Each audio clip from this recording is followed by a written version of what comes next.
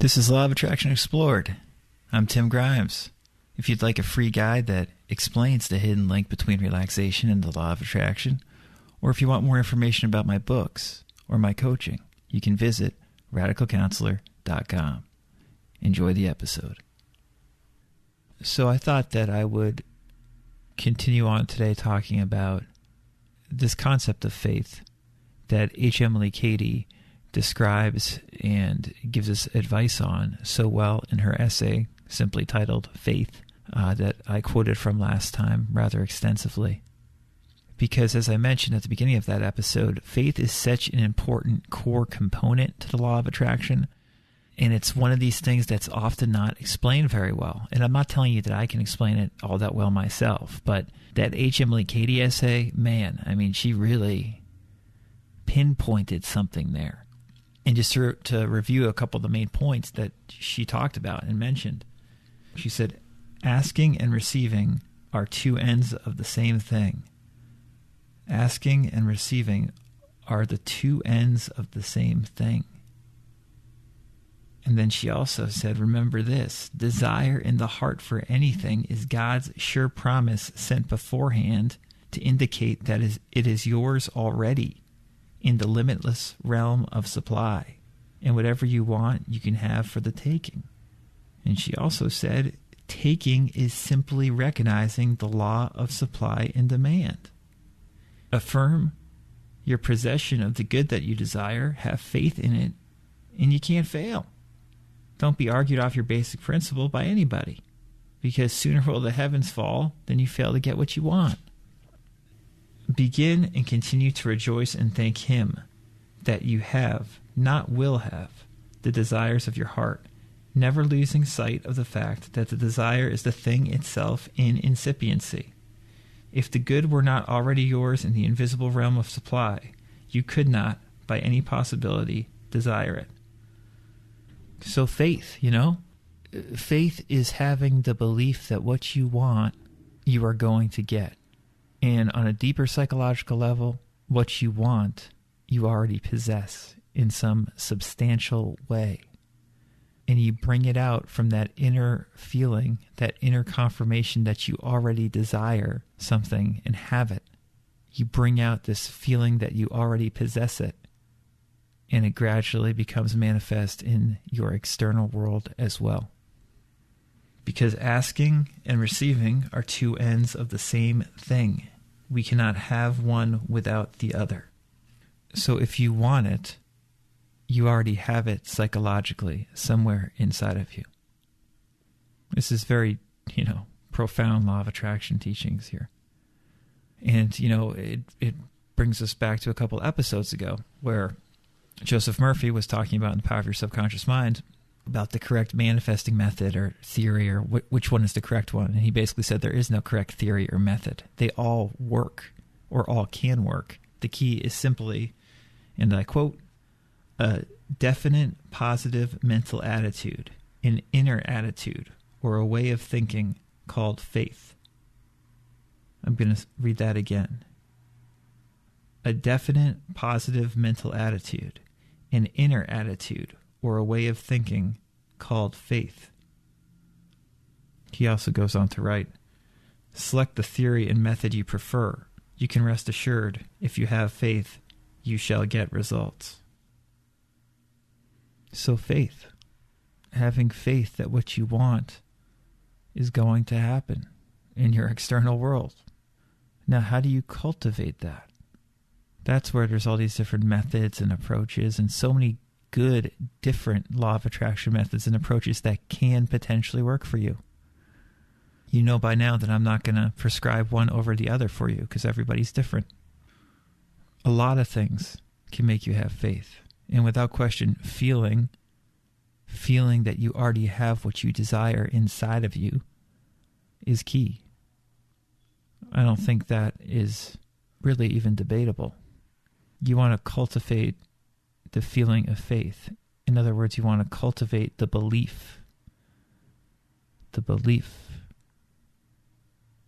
that it's going to happen. What you want is going to manifest externally, and that you already can feel it inside of you. You can already feel it inside of you right now. It's already complete. And this is why H. Emily Cady said, rejoice in the Lord, because if you rejoice in the Lord, or if you want to use non-religious language, if you fully appreciate this moment, the beauty and perfection of this moment, then you already have what you want. You literally have what you want. And if you can rejoice in God, rejoice in this moment, then what you want to manifest externally will almost inevitably come to you, sooner or later. If you can rest in the assurance of God in the moment and of expectancy, of expecting it to come to you in the outer world, in the outer realm. But inwardly it's already here, and you recognize that too. See, what I've found over the years for myself, and attempting to work with others on these principles to make them work more effectively for people, it can be hard to cultivate faith and belief that we can get something when, as Neville always liked to say, our outer senses deny it. All of our outer senses might deny that this thing that we want can manifest externally. But we deny our outer senses then. And we validate our inner sense, the feeling of already having what we want. That is, of course, why Neville said feeling is the secret. Because we have faith in this feeling being real, as opposed to our outer senses, what they're telling us being real. We deny the validity of these outer observations. We recognize them as passing thoughts and feelings, passing things that are happening, but that have no lasting validity.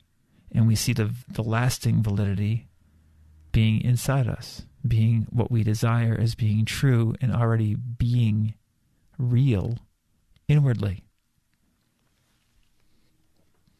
Again, to quote Cady, asking and receiving are two ends of the same thing. We cannot have one without the other. So the question you can ask yourself is, do you really believe that if you ask for something, you will receive it? If there's something you wish to manifest externally, whether it's a new house or a new job or a romantic relationship or better health or whatever it is, do you truly believe that if you ask for it, you will receive it? If you truly believe that you will receive it, you can rest assured, if it's within the laws of nature, to quote that Coué line, if it seems even remotely possible, if you believe that you are going to receive it, you will receive it, at least in some substantial way that meets all of your expectations and perhaps exceeds any of your expectations.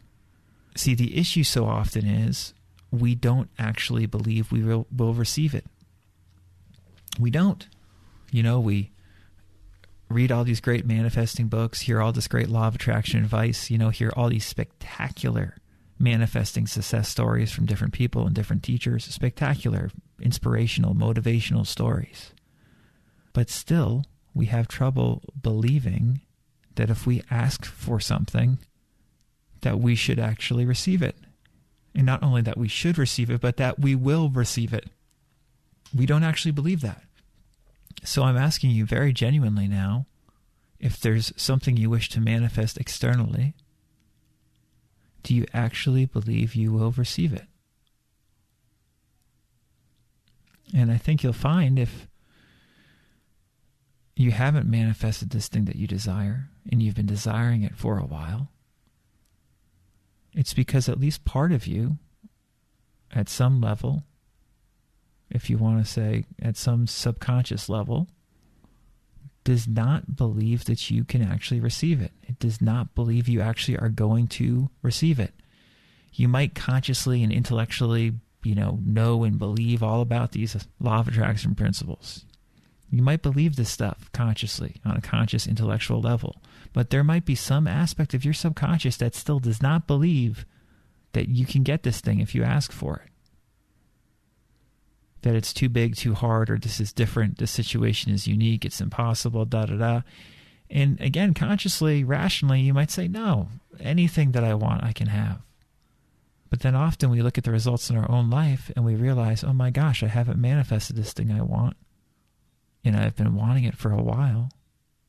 And if we look closer, we'll probably notice, if we ask ourselves this question, do I really believe I can receive this? Do I really believe if I ask for this thing and desire this thing, as I surely do I simply believe that if I ask for it, I shall receive it? Do I believe that great line from the Bible? Often we don't. And that's okay, because once you notice that, then you can work with what you notice and are now aware of, that you don't actually believe that. And you'll realize that it's a false belief because, yes, these principles are sound, and you already probably know that. These principles do work. You've heard enough success stories to know that even if something seems outrageous, if you ask for it and you genuinely expect it to come to you, if you genuinely expect it to manifest, if you believe that, if you have faith that it will manifest, that it will manifest. So if it's not manifesting for you, it's because you lack faith when it comes to this certain thing. And call bullshit on that. Say, you know what, this is bullshit. This is a false belief. This is some kind of a limiting belief. And I'm going to work with it, see it through, and recognize that if I ask for this thing, if I feel it within me, which I can already do, then it inevitably is going to manifest in my life in one way or the other.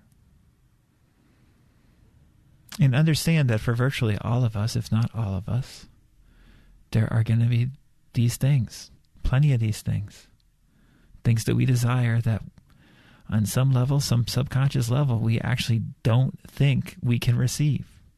And part of this inner work is simply recognizing that and realizing that when we don't think that we can receive it, that's what's holding it back. It's not that the thing that we want is too big or too hard to get or too quote-unquote impossible. No, it's because we think on some significant subconscious level that we can't actually receive it. And guess what? You can receive it. Ask and you shall receive. Have faith.